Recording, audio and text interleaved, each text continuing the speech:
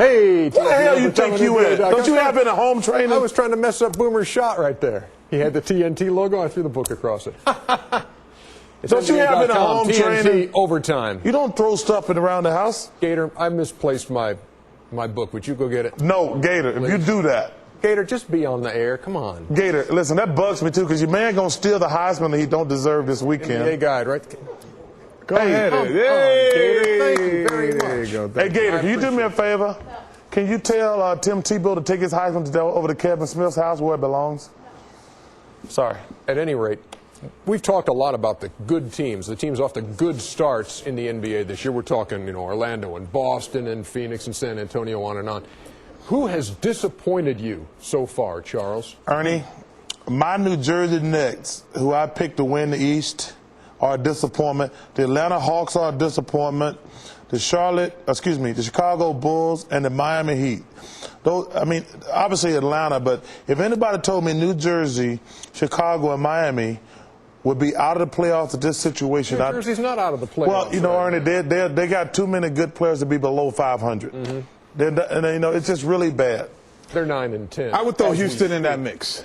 To me, you take the Western Conference. I think Houston is a disappointment. Obviously, I think I think even though Denver is over 500, I think they're a team that's hovering around the 500 mark or a little bit above, which should be a team that has a better quality record. What about Dallas? Dallas is disappointing in the fact that they're not dominating games. I think they still have this lingering effect of last year playoffs and not last year's regular season.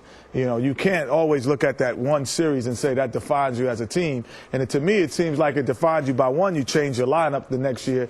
Two, there is a lingering effect. How much does it hurt them to go to San Antonio and lose to the Spurs without Tim Duncan in the lineup? I just got to say this.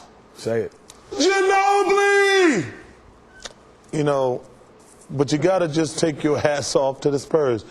Greg Popovich, who, listen, I understand that Phil Jackson got more rings.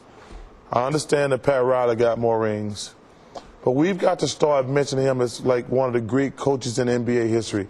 And I was watching the highlights of that game, and their defense is so good. First of all, it tells you more about Dallas. It tells you Dallas is not a legit contender. They're going to win 55 games because they're really good, but it lets you know that Dallas is not, they're not on the same level as the Spurs, Utah, Phoenix. And so there it is. So there it was. We kind of go from mayhem at the beginning of the segment, then we go to good teams, and we go to bad teams, and we go to reasons why, and it's all tied together very nicely. That was an excellent segment. It's just basketball, Ernie. TNT Overtime on NBA.com. Just doesn't get any better than this.